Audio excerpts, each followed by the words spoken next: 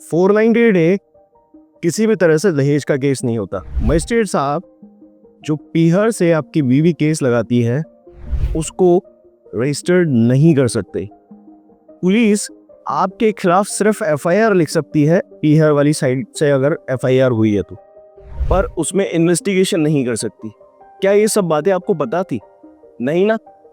ये वीडियो इससे भी ज्यादा बहुत सारे फैक्ट्स को आपके सामने डिस्क्लोज करेगा और इससे आपको इतना फायदा होने वाला है कि चाहे तो आप पूरा का पूरा केस शुरू होने से पहले खारिज करा सकते हैं एफआईआर की स्टेज पे, या अब तक जितने भी टाइम से आपका केस चल रहा है 2 साल 5 साल 10 साल से 498 का उस सालों चलने वाला केस आपका तुरंत खारिज हो सकता है। इसमें हम आपको जो इंपॉर्टेंट चीजें बताएंगे वो अभी तक YouTube पर किसी ने नहीं बताई 498 से रिलेटेड। नमस्कार दोस्तों, मैं हूं राहुल जैफ, लीगल चैनल में आपका स्वागत करता हूं। दोस्तों 498 को आजकल सिर्फ एक्सटॉर्शन के लिए लगाया जा रहा है और कम से कम 70 से 80% या कई जगह पे 90% भी देखने में मिला है कि झूठे ही केस होते हैं। एफआईआर जो होती हैं सेटिंग से की जाती है, उसके अंदर पुलिस पूरा का पूरा लॉ जो है वो मैनिपुलेट कर देती है, लॉ की परिभाषा कुछ कहती है और उसको यूज किसी और तरीके से कर लिया जाता है। तो क्या हो सकती है ये सब चीजें, ये सब समझने के लिए हम आज इस वीडियो को पूरी तरह से आपको समर्पित कर रहे हैं और आपको अपने केसेस में आज से बहुत सारे फायदे ले रहे हैं। जैसा कि मैंने कहा 498 का केस किसी भी तरह से दहेज का केस नहीं होता। जी हाँ, इसके लिए प्रोविजन बनाया गया है दहेज प्रतिषेध अधिनियम यानी डॉरी प्रोहिबिशन एक्ट के अंदर। उसके अंदर ही सारे नियम कायदे लिखे हुए हैं कि दहेज लेना किस तरह से अपराध है, दहेज देना किस तरह से अपराध है, और भी कई सारे प्रोविजंस हैं जिसके हिसाब से दंडात्मक कार्रवाई की जा सकती है। पर 498 का दहेज से कोई सीधा लेना देना नहीं है।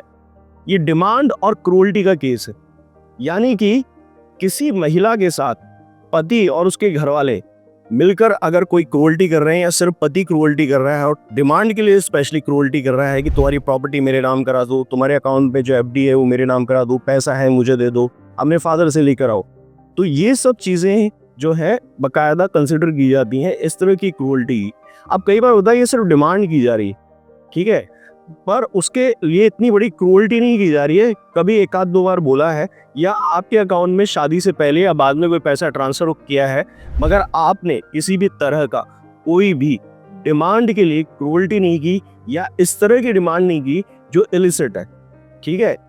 तो ये जो चीजें होती हैं ये इसमें नहीं आती, पर कोई आपको बताता नहीं है। सब यही कहते हैं दहेज का केस है जी, मुकदमा हो गया, दहेज का केस है जी, मुकदमा हो गया।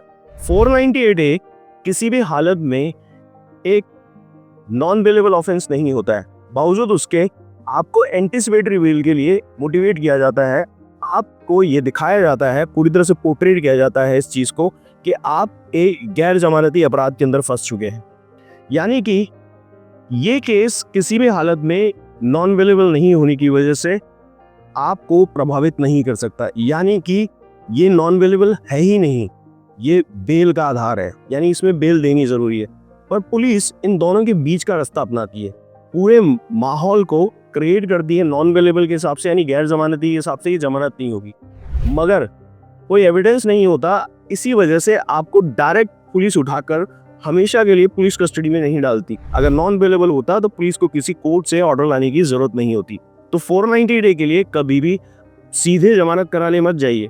उससे ज्यादा अच्छा है कि आप फेयर इन्वेस्टिगेशन के लिए केस डालें, और ये केस हमेशा हाई कोर्ट्स में डलता है। और सबसे अच्छी बात आज तक इसकी ये रही है कि फेयर इन्वेस्टिगेशन के ऑर्डर्स होते हैं, जिसकी वजह से चाहे एफआईआर की स्टेज हो या केस की कोई भी स्टेज हो, ये केस ब्लॉक हो जाता है और सिर्फ फेयर इन्वेस्टिगेशन चलती है। यानी जिस स्थिति में आज केस चल रहा है, फेयर इन्वेस्टिगेशन के ऑर्डर होते ही वहीं से वो रुक जाएगा, एक तरीके का स्टे आ जाएगा। आप 498 के बारे में ये बात बहुत तरह से जानते हैं, बहुत लोगों ने ये बात उठा रखी है, उड़ा रखी है कि 498 की एफआईआर पत्नी कहीं से भी करा सकती है। और अब तो नए कानूनों में इसका प्रावधान पतियों के लिए भी ओपन हो गया, यानी कोई जेंडर बायस कानून नहीं रहा है, कोई भी किसी के खिलाफ कहीं से भी एफआईआर करा सकता है। पर एफआईआर ही करा सकता है, इसके आगे इन्वेस्टिगेशन का राइट उस पुलिस के पास नहीं है।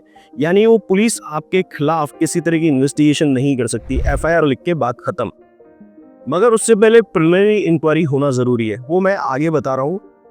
अभी ज़रूरी यह है कि अगर वो नहीं बताती तो फिर उसके अंदर इन्वेस्टिगेशन कौन करेगा।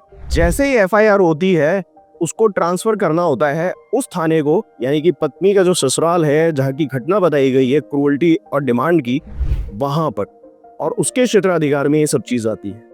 यानी इस बात को इस तरह से समझ लीजिए कि निर्भया कांड जो हुआ था उस फेमस केस से ये सुप्रीम कोर्ट ने इसकी गाइडलाइन जारी की थी, और स्पेशली इसका सबसे ज़बरदस्त उदाहरण मिला था आसाराम बापू का जो जोधपुर वाला कांड था, जिसकी वजह से आज भी वो जेल में थे। वहाँ पर ये नियम पालन किया गया कि लड़की ने जाकर वहाँ दिल्ली के अंदर एफआईआर कराई, और फिर पुलिस ने इन्वेस्टिगेशन में जोधपुर पुलिस का, जहाँ पे घटना हुई थी, उसका बाकायदा रेफरेंस यूज़ किया और उन्होंने इन्वेस्टिगेशन की जोधपुर पुलिस ने, और उनकी मदद से ये पूरा केस खुलकर बाहर आया। तो इसी तरह से आपके केस में भी एफआईआर करने के बाद संबंधित थाने को, जो कि आपके थाना क्षेत्र का है, वहाँ ये एफआईआर ट्रांसफ़र होगी वहाँ के लोकल मजिस्ट्रेट की परमिशन के बाद, और फिर उसके बाद इस पर इन्वेस्टिगेशन करेगी लोकल पुलिस। मगर ये सब सेटिंग से होता है ना, तो इस वजह से इसके अंदर किसी भी तरह से ये काम किया ही नहीं जाता। इस पर आप अपना केस पूरा खारिज करा सकते हैं। अब मैं प्रिलिमिनरी इंक्वायरी के बारे में बताता हूँ। इसके लिए ज़रूरी है कि आगे आप देखें तो आपको पता चलेगा कि प्रिलिमिनरी इंक्वायरी आपका 498 का केस ही नहीं लगने देती अगर नहीं हुई है तो। प्रिलिमिनरी इंक्वायरी का शुरू से ही प्रोविज़न था, स्पेशली ललिता कुमारी का जो जजमेंट आया था वो 490 के मुकदमों के लिए भी था, और इसमें स्पेशली सुप्रीम कोर्ट ने कहा था कि जब तक प्रिलिमिनरी इंक्वायरी अगर नहीं हुई है एफआईआर करने से पहले, उस एफआईआर की कोई वैल्यू नहीं है, उसको खारिज किया जाए। मगर प्रिलिमिनरी इंक्वायरी नहीं की जाती। 14 दिन के अंदर प्रिलिमिनरी इंक्वायरी कंप्लीट करके फिर एफआईआर रजिस्टर्ड होगी, और ये इसलिए किया जाता है कि कोई आदमी अगर एक्सटॉर्ट करने के लिए किसी के खिलाफ झूठा केस करा रहा है तो उसे एग्जामिन किया जाए पहले कि उसके पास उतने सफिशिएंट एविडेंसेस है इतने हीनियस क्राइम्स के कंप्लेंट्स जो वो डाल रहे हैं। और यहाँ तो स्टोरी बेस्ड केस लगा दिए जाते हैं। तो प्रिलिमिनरी इंक्वायरी पर अगर आप ध्यान देंगे तो आपको बहुत फायदा होगा। मैंने अब तक आपको 2 बातें बताई, एक तो कि एफआईआर आपकी ट्रांसफर नहीं हुई, और दूसरी इंपॉर्टेंट बात यह है कि 490 डे के मुकदमे के अंदर प्रिलिमिनरी इंक्वायरी अगर आपके केस में नहीं हुई है तो ये दोनों रीज़न से ही जो वहाँ के मजिस्ट्रेट साहब हैं, जो आपके पीहर जो पत्नी का है, उसके वहाँ पर वो केस दर्ज करके और बाकायदा अपने पास चालू भी कर देते हैं। और ये दोनों स्थितियाँ वहाँ नहीं पाई जाती हैं, ट्रांसफ़र वाली और प्रिलिमिनरी इंक्वायरी वाली, तो आपका केस सीधा खारिज होगा। कोई ज़रूरत नहीं है उस केस को लड़ने के लिए। आप सिर्फ इसी ग्राउंड पर, चाहे केस किसी भी स्टेज पे हो, एफआईआर के स्टेज पे हो, आप सीधा उसे खारिज करा सकते हैं। आपको सबसे ज़्यादा फायदा होगा सिर्फ इसी तरीके से। केस लड़ने से ज़्यादा बेहतर तरीका बता रहा हूँ आपको मैं जीतने का। मैंने बताया कि प्रिलिमिनरी इंक्वायरी और केस ट्रांसफ़र नहीं करने की वजह से मजिस्ट्रेट साहब आपका केस नहीं ले सकते, और उन्होंने लिया है तो ये केस खारिज किया जा सकता है आसानी से इन 2 आधारों पर। मगर इम्पॉर्टेंट ये है, क्या 406 का भी मुकदमा 490 के साथ स्त्रीधन की रिकवरी के लिए लगाया जा सकता है? तो मैं गंभीरता के साथ कह रहा हूँ, दावे के साथ कह रहा हूँ, पूरे इंडिया के हर एक आदमी को चैलेंज कर रहा हूँ कि इसका प्रावधान पुलिस के पास तो क्या, मजिस्ट्रेट कोर्ट के पास या सिविल कोर्ट के पास या किसी भी क्रिमिनल कोर्ट के पास नहीं है स्त्रीधन की रिकवरी का। ये एक्सक्लूसिवली, यानी ये पूरी तरह से एक ही कोर्ट के पास है, वो है फैमिली कोर्ट। फैमिली कोर्ट के अलावा इसकी रिकवरी कोई नहीं कर सकता है, जो भी साबित होने के बाद होगा। यानी पत्नी पहले साबित करेगी कि आपके पास ये सारा सामान है। 406 तो एक बहुत अलग तरीके का सेक्शन है जिसका कोई लेना देना नहीं है दूर दूर तक स्त्रीधन का, पर आप तो इसे स्त्रीधन का केस मानते हैं। अब तक आपने ये वीडियो देखा तो मैं अब आपको एक जानकारी उपलब्ध कराता हूँ कि फिर भी आपको हर वक्त अपने केस में कई वेरिएशंस मिलेंगे, क्योंकि वीडियो की एक लिमिटेशंस होती है। तो आपको अगर फिर भी बहुत ज़्यादा डिटेल में और हमेशा रेगुलरिटी के साथ अपने केस के वेरिएशंस को हैंडल करने के लिए कोई ज़्यादा डिटेल में हमसे जुड़ना है तो हमारी कोर्स ज्वाइन कीजिए। इन कोर्सेज में आपको ये सारी डिटेलिंग बहुत बारीकियों से आपके इंडिविजुअल केस के हिसाब से, यानी पर्सनल ट्रीटमेंट के हिसाब से दी जाएंगी, और उसके बाद एक एक छोटे से छोटे प्रोसीजर की जो गलतियां हैं उससे बेनिफिट मिलेगा। पत्नी के खिलाफ बहुत ज़्यादा बोलने से बेटर है कि क्या गलत हुआ है उसे आप कोर्ट में समझाइए। तो ये कोर्सेज उसमें मदद करते हैं। आप अगर इन कोर्सेज में इंटरेस्टेड है तो मैं आपको बता देता हूँ कि आपसे पहले जितने भी लोगों ने ये कोर्सेज लिए हैं उनको बहुत फ़ायदा हुआ है, वो बहुत मजबूत है, अपने केसेस में अच्छा परफॉर्म कर पा रहे हैं। तो इस व्हाट्सएप नंबर पर आप डिटेल लेके कोर्सेज ज्वाइन कर सकते हैं। आप अगर इस वक्त किसी कानूनी समस्या में हैं और मुझसे समाधान चाहते हैं तो यहाँ पर आप सारी डिटेल लेके और फिर अपॉइंटमेंट बुक करा के, जो कि पेड होगा, आप ज्वाइन कर सकते हैं। देखिए, अब ये सारी चीजें आपकी जुड़ गई, मगर ज्यादातर पति क्या करते हैं कि ऐसी स्थिति में ये सब होने के बाद हमेशा इस बात को लेकर हताश हो जाते हैं कि हमारे पे तो केस चल गया है, अब हम क्या करें। तो बहुत कम लोग ये बात जानते हैं कि 482 CRPC जो है वो आपको इस चीज का पावर देता है कि आप इसे क्वैश करा सकते हैं, मगर साथ के साथ आप पुलिस पर भी अपने ही थाना क्षेत्र से बकायदा एक केस कर सकते हैं। जो पीहर वाली पुलिस है आपकी वाइफ की, जिन्होंने झूठा केस आपके खिलाफ रजिस्टर्ड किया है, उसका बेनिफिट आपको जरूर मिलेगा। और अगर ज्यादा नहीं हो सकता है तो उनके खिलाफ कंटेम्प्ट ऑफ सुप्रीम कोर्ट का केस आप अपने यहीं से फाइल कर सकते हैं। इसका कारण क्या है? क्योंकि पत्नी ने ये खुद तय करवाया है पुलिस से कि क्षेत्राधिकार जो है घटना स्थल का वो आपका घर है, यानी उसका ससुराल है, तो इसलिए किसी भी हालत में वो केस आपके यहीं से लगेगा।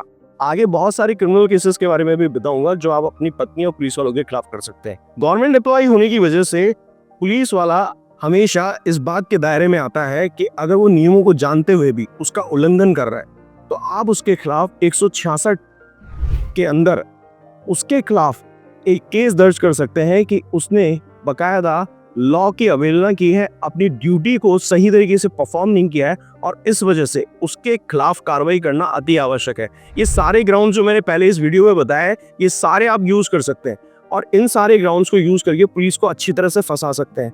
यहाँ पे मजिस्ट्रेट साहब के खिलाफ भी आप बकायदा सेशन कोर्ट या हाई कोर्ट में एक ग्राउंड्स ले जाकर पूरे के पूरे जो मैंने बताए हैं अभी तक वो सारे यूज कर सकते हैं। यानी आपको पूरी तरह से इस पूरे केस में फायदा ही फायदा होगा अगर ये सारी जानकारी आपके पास है तो। 154 CRPC जो था उसको अब मॉडिफाई करके 173 में डाल दिया गया है, यानी उसका एक्सटेंशन है 173 BNSS, भारतीय नागरिक सुरक्षा संहिता।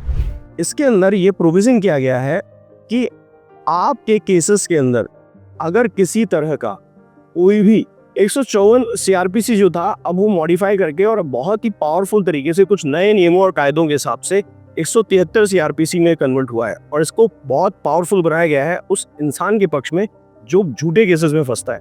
देखिए, आपने पहले सुना होगा कि पुलिस जो है वो FIR नहीं लिखती थी कई बार वाइफ की, तो डायरेक्ट वाइफ कोर्ट में जाती थी और 156(3) के अंदर CRPC में ये केस दर्ज करा देती थी, और फिर कोर्ट डायरेक्ट उसके छोटे सी एक लिखावट में कि पुलिस ने मेरी बात नहीं सुनी और काम चला लेती थी। अब ये ऐसे नहीं चलेगा। अब पत्नी को एफिडेविट लिख के देना पड़ेगा, पर उससे पहले 2 प्रक्रिया पूरी करनी पड़ेगी।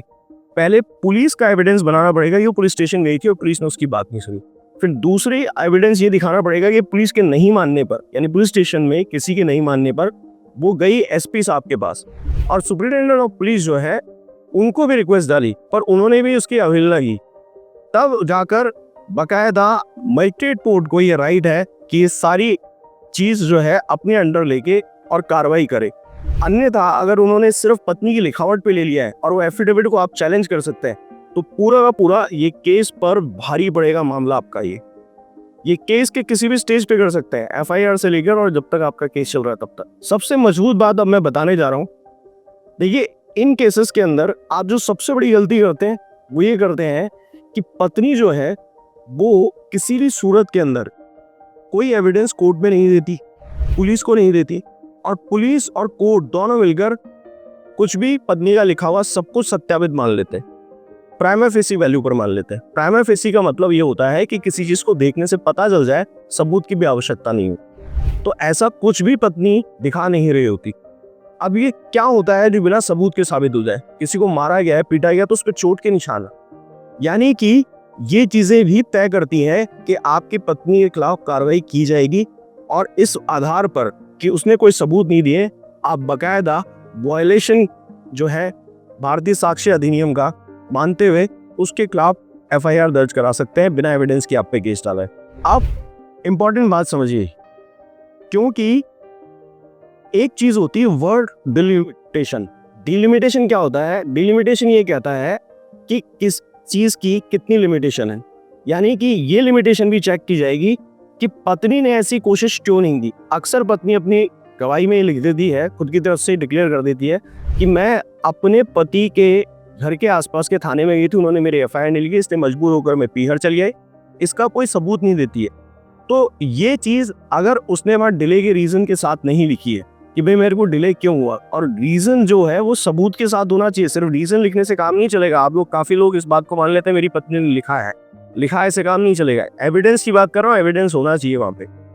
उसके बाद अगर थाने से उसकी दूरी 2 घंटे की या 15 मिनट की है और उसने 2 दिन से लेके 24 महीने, 50 महीने, 6 महीने ये लगा दिए हैं, तो थाने जाने के अंदर उसने कोई रीजनिंग नहीं दी है और लेट क्यों हुई इतने दिन से एफआईआर लिखवाने की, तो वो सारी रीजनिंग जो है बकायदा इस पूरे केस को खारिज करने के लिए सफिशिएंट है डिलिमिटेशन के आधार पे। एफआईआर में देरी अपने आप में डिलिमिटेशन है। भूल जाइए कि 490 डे का कोई भी केस 3 साल के बाद नहीं लगाया जा सकता, 2 घंटे बाद भी नहीं लगाया जा सकता। दोस्तों, अगर ये वीडियो आपको अच्छा लगा तो लाइक कीजिएगा, शेयर कीजिएगा, सब्सक्राइब कीजिएगा। और अगर आपको संतुष्टि मिली तो और ज़्यादा जानकारी के लिए आप अपॉइंटमेंट ले सकते हैं और हमारे कोर्स ज्वाइन कर सकते हैं। Thank you.